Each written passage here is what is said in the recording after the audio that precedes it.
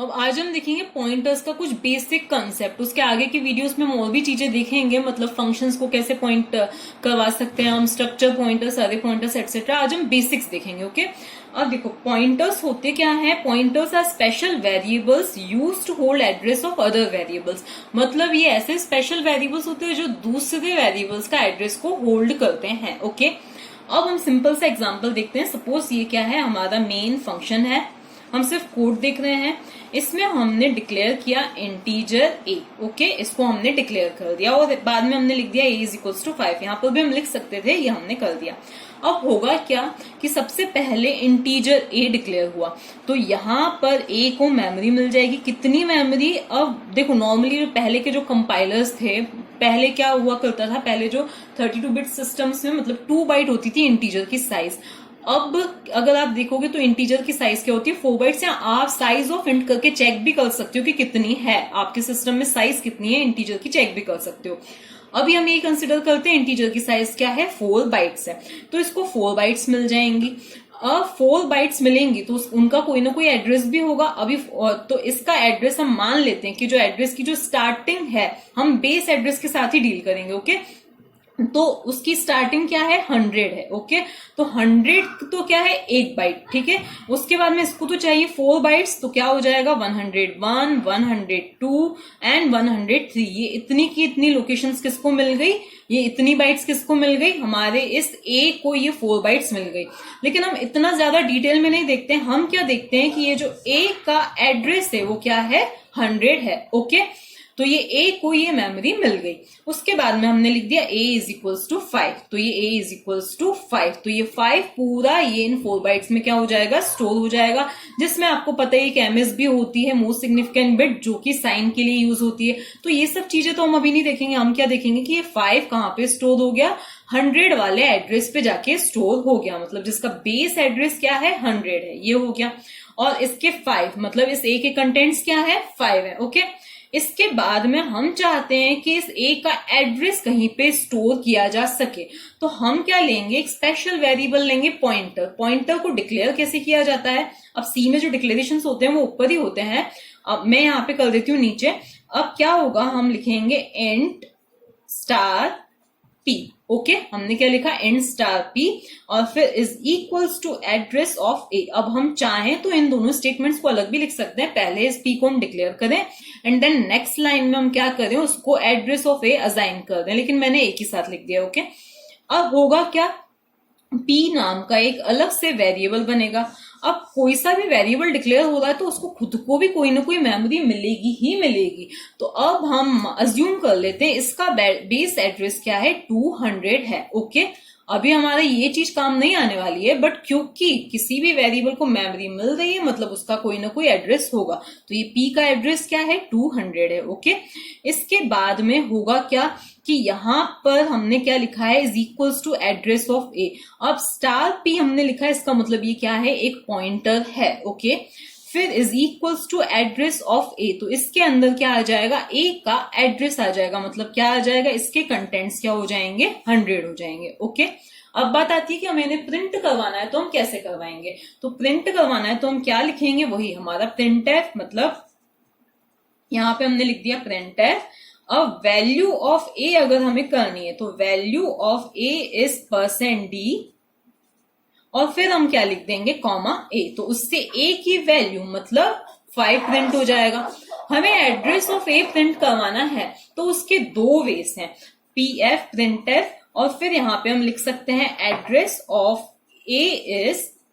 अब a का address 2 जगहों पर स्टोर है, मतलब एक तो हम सिंपली एड्रेस ऑफ a करके प्रिंट करवा सकते हैं। ओके, तो यहाँ पर अब एड्रेस के लिए हम चाहें तो %d भी लिख सकते हैं, लेकिन हम क्या लिखेंगे, %u लिखेंगे। तो ये %u लिखने का रीजन क्या है कि एड्रेस क्या होता है, अनसाइंड इंटीजर होता है। तो मान लिया कि हमारे जो एड्रेस जो किसी भी वेरिएबल को मिला है वो किसी पर्टिकुलर रेंज के क्या हो जाता है, बाहर आ जाता है। मतलब साइंड इंटीजर की रेंज के बाहर हो जाता है तो %d से वो पूरा एड्रेस प्रिंट नहीं हो पाएगा। इसीलिए हम क्या यूज करते हैं, %u यूज करते हैं ताकि कंप्लीट एड्रेस क्या हो सके, प्रिंट हो सके। ओके, अब यहाँ पे आपको ये भी पता चल रहा है कि एड्रेस क्या होता है, इंटीजर होता है। लेकिन अगर आप इसको प्रिंट करोगे तो आपको एड्रेस कुछ इस तरह से आएगा, FA समथिंग 101 इस तरह से आएगा। क्यों आएगा, क्योंकि एड्रेस बहुत बड़ा होता है। तो इसको क्या किया जाता है, हेक्साडेसिमल फॉर्म में क्या होता है, ये एड्रेस प्रिंट होता है। ओके, तो ये तो हुआ चलो प्रिंट करने की बात, वो सब हम बाद में भी देख सकते हैं, बाद में हम देखेंगे इस चीज को। तो पहला वे तो ये है। दूसरा, अब ए का एड्रेस एक और जगह पे, कहां पर, P के अंदर है। ओके, तो हम यहाँ पर address of A is %d या %u और फिर क्या लिख सकते हैं, ओनली P भी लिख सकते, क्योंकि P के अंदर क्या है, A का एड्रेस है। तो इन दोनों तरीकों से क्या प्रिंट हो सकता है, A का एड्रेस प्रिंट हो सकता है।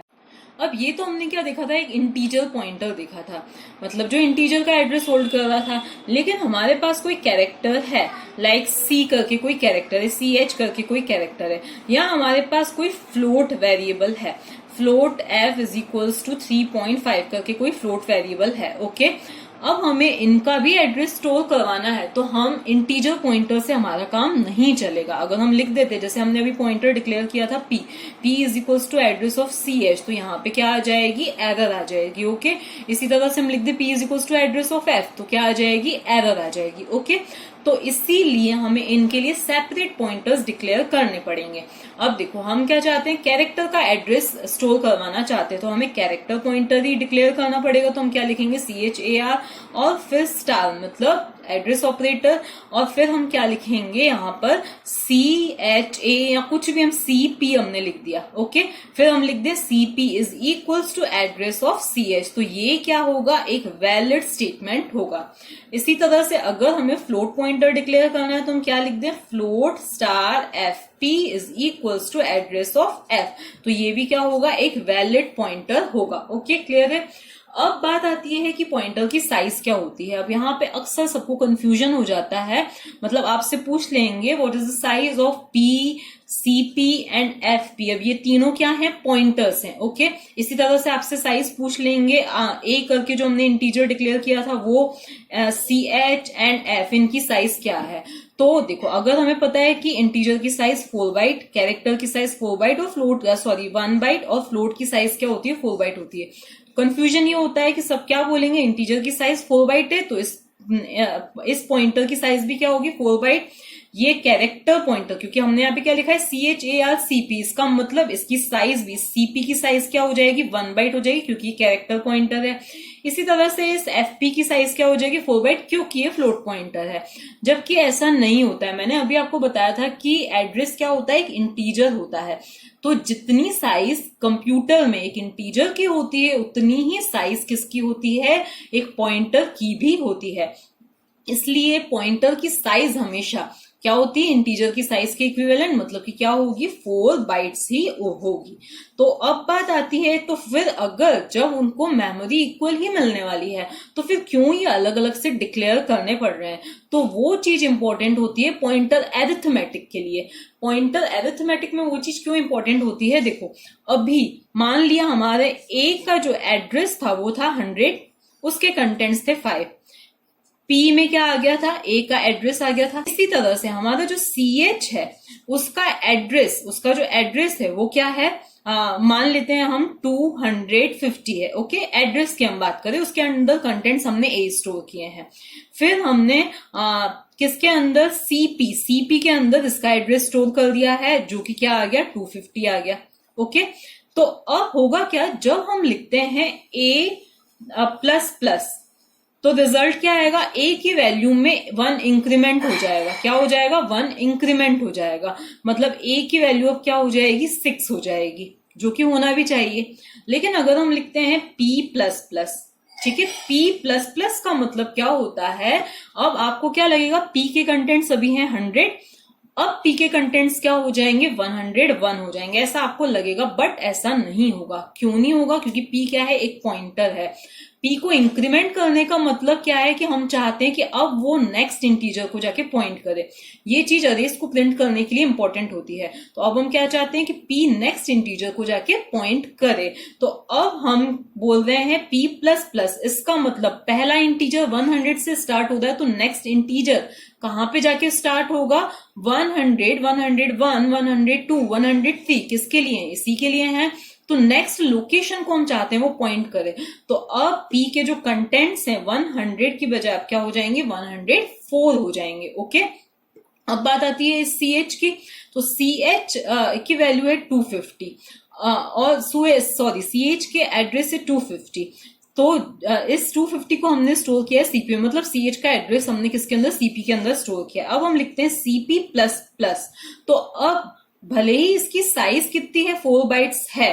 अब हम सीपी प्लस प्लस बोल रहे हैं, इसका मतलब हम क्या बोल रहे हैं कि ये नेक्स्ट लोकेशन को जाके पॉइंट करे। अब करंट जिस लोकेशन को वो पॉइंट कर रहा है उसने कितनी बाइट्स ले रखी है? सिर्फ 1 बाइट ले रखी है। उसकी जो नेक्स्ट लोकेशन है वो कहां से स्टार्ट होगी? 251 से स्टार्ट होगी। जैसे इसकी नेक्स्ट लोकेशन कहां से स्टार्ट होगी? 104 से। वैसे इसकी जो नेक्स्ट लोकेशन है, इसकी जस्ट बाद जो लोकेशन है वो क्या है? 251 पे है। तो जब हमने लिखा सीपी प्लस प्लस तो अब सीपी की वैल्यू क्या हो जाएगी? 251 होगी। तो अब जब ये इंक्रीमेंट डिक्रीमेंट कुछ भी किया जाता है तो करने से पहले चेक किया जाता है कि हमारा पॉइंटर कौन सा है। यहाँ पे इसने देखा पी प्लस प्लस करने से पहले ये इंटीजर पॉइंटर है, इसका मतलब उसको 4 बाइट से इंक्रीमेंट करना है। यहाँ पे उसने इंक्रीमेंट करने से पहले क्या चेक किया? सीपी क्या है? कैरेक्टर पॉइंटर है, इसका मतलब उसको किससे इंक्रीमेंट करना है? 1 बाइट से इंक्रीमेंट करना है। और ये सारी चीजें यूज कहाँ पे होती है? अरेस और स्ट्रक्चर्स में ये सारी चीजें यूज होती हैं, ये इंक्रीमेंट डिक्रीमेंट वगैरह।